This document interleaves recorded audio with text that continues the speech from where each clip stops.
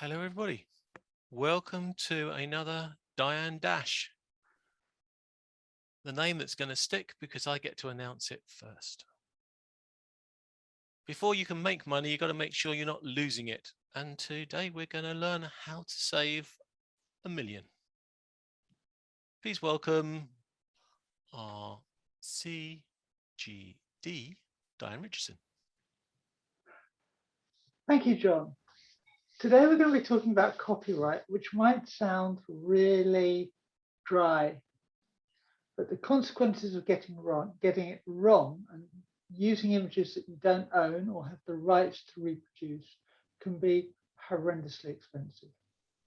Although today we're primarily going to be talking about photographs, the same also applies to music and to text or slogans and logos that you may use.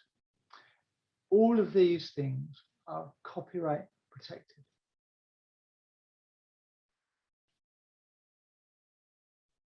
Each year, as John will show on the next slide, each year, some $63 million of fraud takes place just of images, stolen images alone. And that means what that means is that people around the world are basically thieving images. It's a strong term, but it's what you're doing. You're taking somebody else's intellectual property and using it without permission. So what we're trying to do here is to show you the safe sites to go to and why, even if you are tempted, it's not worth doing the crimes that were and stealing an image.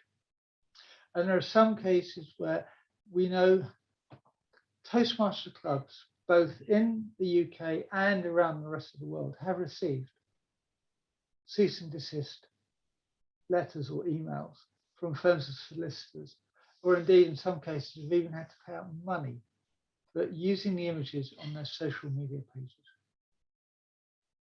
And that's because there are basically a whole lot of ambulance chasers firms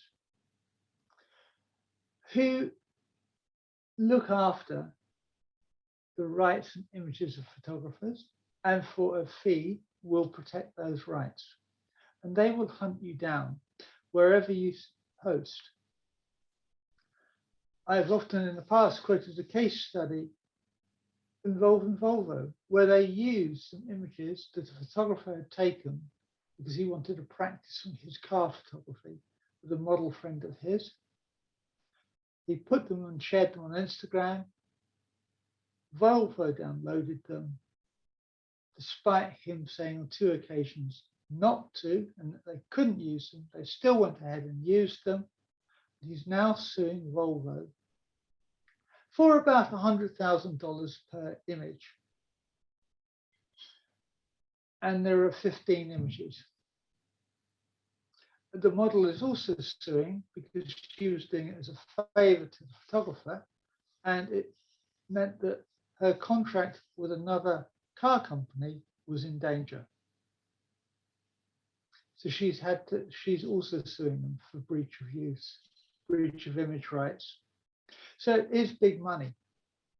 And even on small items, your own personal blog page, for example, or a club's personal blog page, you can find that all of a sudden you don't even receive a cease and desist notice.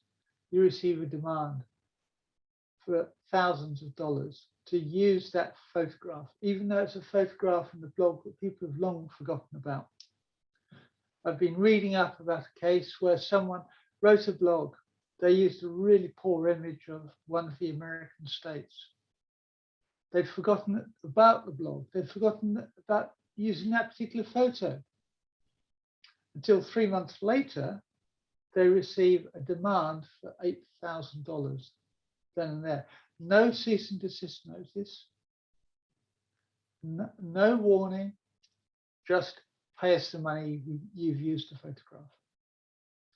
And it's also the same rules also apply with music and with any text that you might use, don't think that because it's on the internet, it has a creative license that allows you to just download the image. So wherever you are, whichever you use on the social media channels you use, and John has shown a few earlier, you will always get found out some way or another. You cannot hide from these bots. And the reason you can't hide, John will explain in a moment. But just to give you a warning, don't even try using copyrighted images because you will get found out. So John, how do these lawyers and these image libraries like Getty and places like that find out that you are using their images?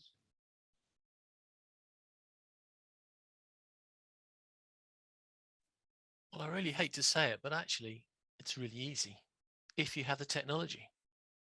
Because if you have the technology at a simple level, you could search for the name of the file. And some people are so stupid, unaware, or whatever you want to call it, that they will copy images off the internet with the same file names. And if it says picture of Diane on holiday, June 26th, you could actually search in Google to see if that image was used. These bigger companies, the ambulance chasers, as we've called them, are commercial businesses that have image recognizing software. So they can scan the internet looking for the characters in the image. And what I mean by characters, I mean the digital characters in the image to be able to recognize images. They may look for the metadata, which is some information which is included in the image about where it comes from, if metadata was saved. But even if you've cropped and imposed the image into another image, you can still be found. Remember, Facebook has facial recognition systems. Your Windows login can have facial recognition systems. So the ability to find an image within an image is out there in many, many places. So let's go back to first principles. Nothing on the internet is free. Nothing on the internet is free of copyright. If I post a picture of myself on the internet and you use it, you've broken a copyright, I can sue you. If I post it on Facebook, Facebook now has the right to that image. Look in the terms of service. Facebook then has that image. Look in the terms of service of other sites. Most social media sites take ownership of your content when you upload it to them. It's part of your transaction with them. It's part of your payment with them. Let's have a look at the least bad thing that can happen with copyright, and that's music, videos, and video content. Places like YouTube have much more lax copyright rules, or so it seems. Actually, they're just as strict as anybody else's, but the decision has been made that it is better to make money out of your video that you've added their content than to sue you. And so you can upload videos onto YouTube, which is part of Google. And if you use copyright music, you will get a mark against you, a copyright claim, automatically in many cases, because people have given libraries of YouTube of all the audio and video.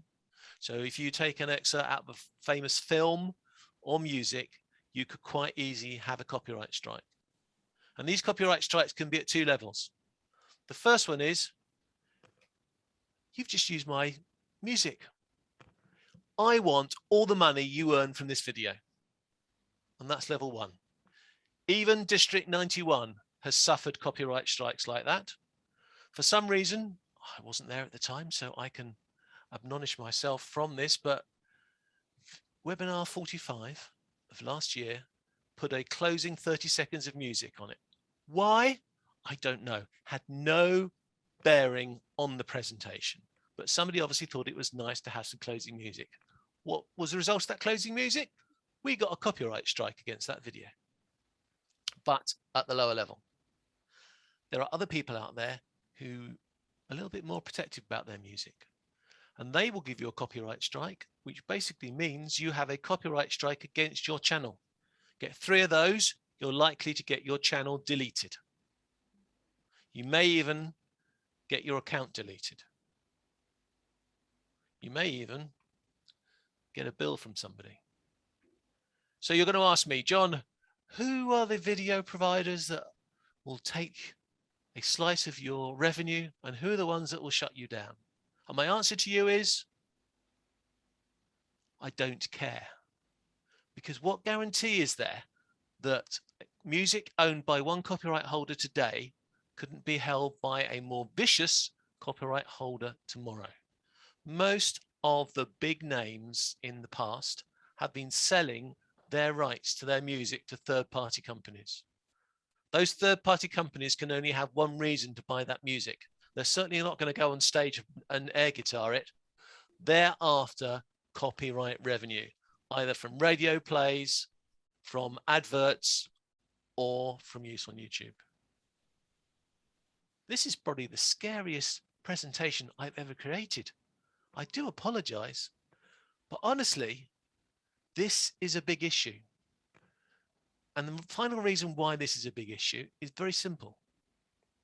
You may remember you're part of Toastmasters. Toastmasters is one of the biggest, if not the biggest, non-profit businesses in the world. If you're a solicitor and you see an image shared by Toastmasters, they're not going to see Toastmasters and your club, your little club name. They're going to see the opportunity to sue a multi-million-dollar business. And you know what multi-million-dollar businesses do, don't you? They don't fight copyright claims because they've got more to lose than to just pay off and run off. And what do you think they're going to think about when that problem starts going down to district level and down to the club level? One could say that the person who uploaded the video could be sued. One could say the committee of the club could be sued. One could say the district could be sued. One could say the trio running the district or the deck group could be sued. You can see that from a solicitor's point of view, if they caught a Toastmasters club breaking copyright, could be a very lucrative place to go. If you were an ambulance chaser, you could just stalk Toastmaster clubs. There's lots of potential for people to make mistakes because there's lots of clubs and there's one big organization that could be sued.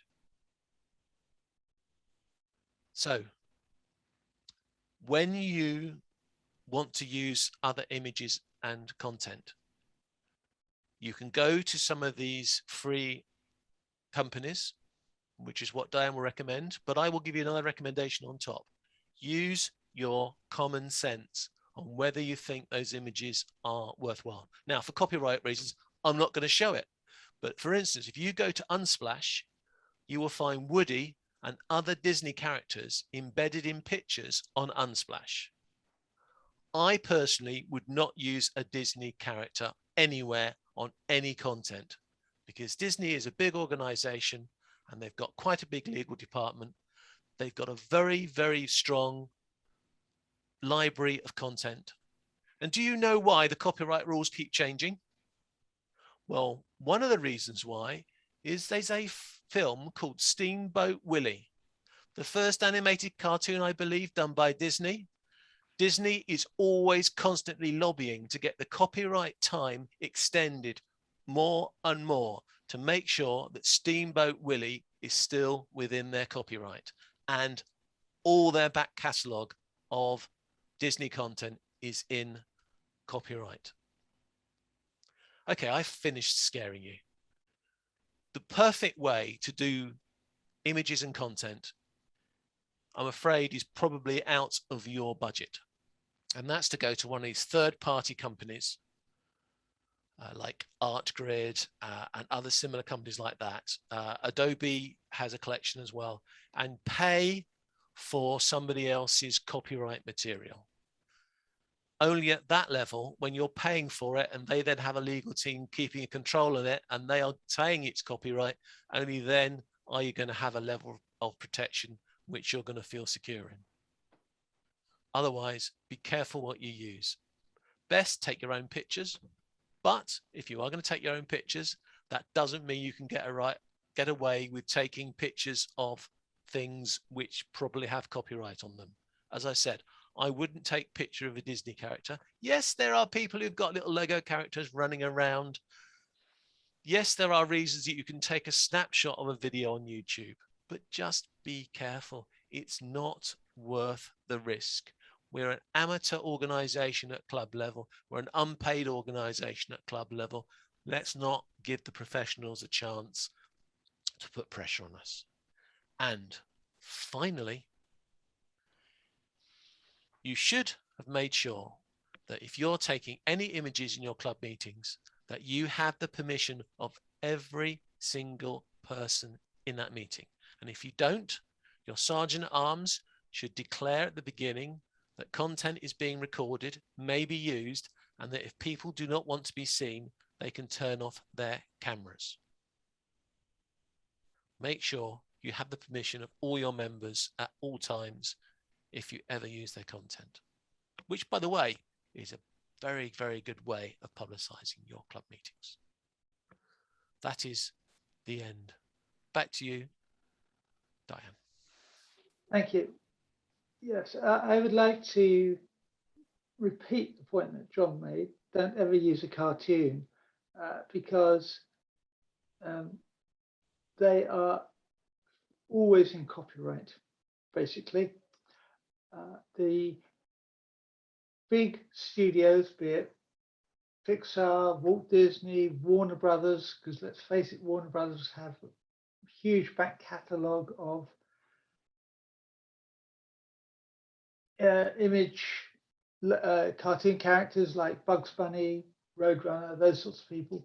All of those people are still in copyright. All of those characters, rather, are still in copyright. It's the same with music. Unless you download the music from a few specialist sites, you will get sued for breach of copyright. And that could be not just breach of composer's copyright, which would happen with, say, composers who are still alive or who have died in the last 70 years, but also with those who died many hundreds of years ago. But you might well have broken the performer's copyright, which is why music you should download from a series of sites. The music that John and I used for the conference this year and for last year, we actually paid and bought that we can use it. If you pay and buy an image to download it, again, you might think that's fine, we can use it everywhere. You can't. The whole terminology around copyright images and how you can use them is misleading. There is something called royalty free. And you think, well, that means I can just download it and use it left, right, and center. It doesn't. It means you have to pay a fee, first of all, to be able to download and use that image. You can use it on multiple occasions. There are licensed images that you can download that you can just use on one occasion or on specific occasions only. And if you breach those limitations or those occasions, again, you can get downloaded. You can get whatever it is you've done taken off and done, and you can also get fined for it. So just be very careful and watch for inadvertent breaches, which can happen all the time, unfortunately, unless you're aware that any cartoon or any famous photograph will have a copyright attached to it. And it's no good trying to put up a CC defense, Creative Common License defense. That won't work. Lots of American lawyers especially will just ride roughshod around that because it's been used as defense by too many people and they know how to beat the defense. So if you're going to use images, then please only use one of the 4 libraries we keep recommending. That is Unsplash, Pexels, and PicJumbo. Pixabay not only provide a great image library, like the other 3, but they also provide music services that, again, you can download and are for free. So if you want some music to go with a video, then please do look at Pixabay and sample their music and see how that goes. And you might just think, well, that's the same. That's okay. It's just images. It's just a library of music that we don't use or that we're only going to use.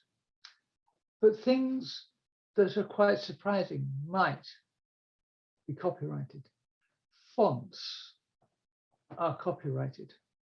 And the reason why we specify the specific fonts we do and why Toastmasters International, although it has specific license fonts, it recommends these free Google fonts. And the reason for that is fonts are licensed. And with fonts, it's even more difficult to track the use of them. For example, if you use Arial everywhere, which is a free font in Microsoft Word, and you use it on non-Microsoft applications, in theory, you are breaking, not in theory, in practice, you are breaking the copyright. Because Microsoft terms and conditions with Monotype, who own the licensing rights and the copyright to Arial, is that they can only be used in Microsoft applications. And different fonts will have different licensing limitations, most of which have a time limit on. For example, after 5 years, Monotype might say, you need to review and repay us more money to use our font on your website. So unless you've bought the font outright in perpetuity to use on your website, you're always better off downloading one of the Google fonts that are shown here as a font from which to use for your website and on your images in your social media. And that again is because these things you can get sued for. And if you're a big organization, they will sue you because it's how they make their money. Because it takes a lot of money to design and publish a typeface. And there's a lot of research that goes into it. So they've got to recoup that money back. So again, just like with the images, make sure that you, for the fonts, download from Google. If it's an image, never download directly from Google, because images on Google, when you do an image search, it just downloads everything. And it doesn't tell you what the license agreements are with those images. So you could inadvertently download a copyrighted image. There was a case that broke only last night I was reading about, whereby a world famous dog photographer, and yes, there are people out there who just take photographs of dogs. What they've done is they've taken photos of these dogs and then they've superimposed them into various backgrounds. And someone noticed. And it was either noticed by the photographer themselves or one of the other photographers who was familiar with this particular background photographer's work, or via one of these search engines that John was talking about earlier on. It doesn't matter. This photographer has now had all his prizes withdrawn from him. He's had he's had to take down his website. He's had to take down, and basically he's going to have to start from scratch. But this time it'll be even harder to start from scratch because he's got copyright infringements against him. Now, that just shows you how serious and how much money is involved with breaching of copyrights. So the simple answer is, don't do it. Just use these fonts, the Roberto bold and light and medium and regular, and the same with Montserrat light, bold and regular and medium, and use the italic versions as well if you want. And just don't go downloading different fonts. I mean, I have thousands of fonts on my PC, but I pay for those fonts every year as part of a deal I have with Adobe. And that's because I have a creative license with Adobe. So, you know, this is why you sometimes see my work, and John has a similar deal, his work with different fonts involved. But that's because we have the licenses for it. But for Toastmasters stuff, we always use Roberto and Montserrat, and only ever those two fonts. So please bear that in mind. Don't go breaking around the copyright. If you have any questions, please ask now.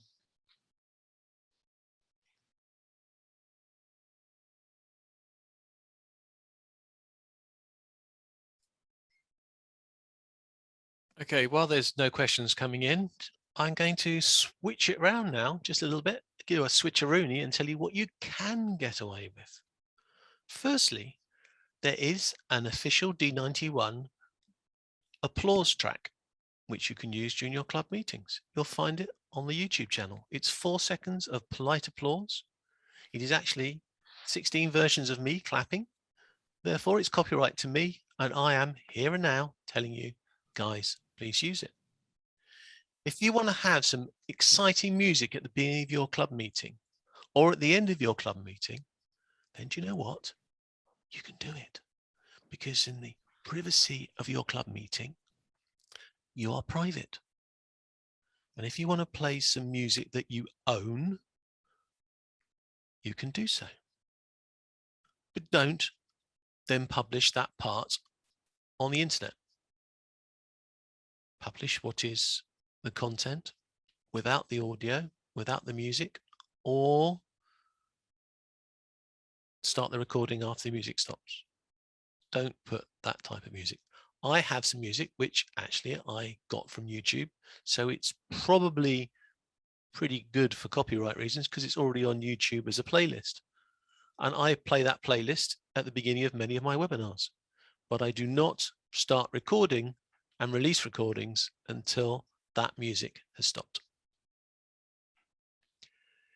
Taking stuff off the internet is being lazy. If you created your own content, you wouldn't have an issue.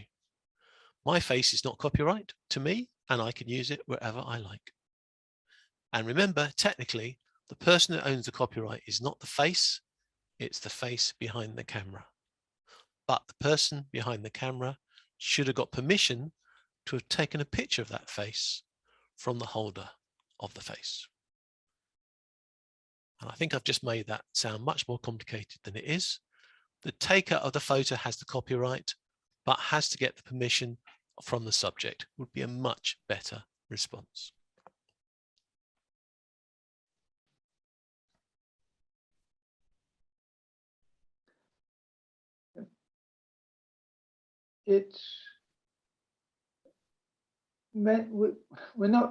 We're trying to here stop copyright infringements, especially in D91, because we are aware of other clubs in Region 10, which is Europe, who have broken copyright already this Toastmaster year and already received letters from lawyers asking either for money or cease and desist. but some of them had just demands for money without any explanation, or without any cease and desist letter, I should say. If you're using a package like Canva, and I use a similar one to Canva, I can create templates for that particular site. And I'm clearly told that if I create templates for that site and upload them, they become the copyright of the program. Yeah.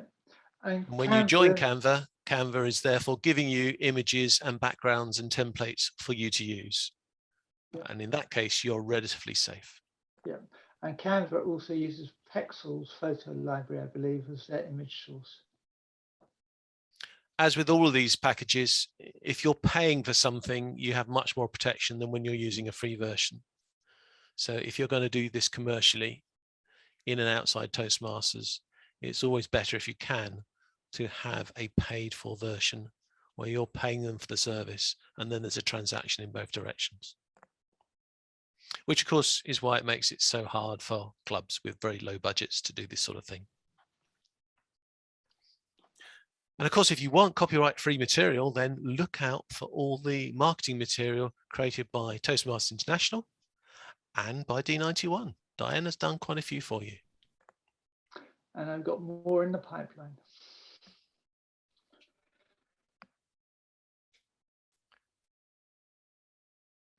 Okay, well, if there are no further questions, and we don't appear to have any, then I think it's time to wrap up. Thank you very much, John, for helping on this presentation. You're welcome. And we're back again for another dash next week. Week in, week out, we're going to be here. Yeah, we are. We're going to hopefully give you some more important marketing information next week. And we just need to confirm if we've got an external speaker or not. So we will be speaking then, before then, and we'll post the information in good time.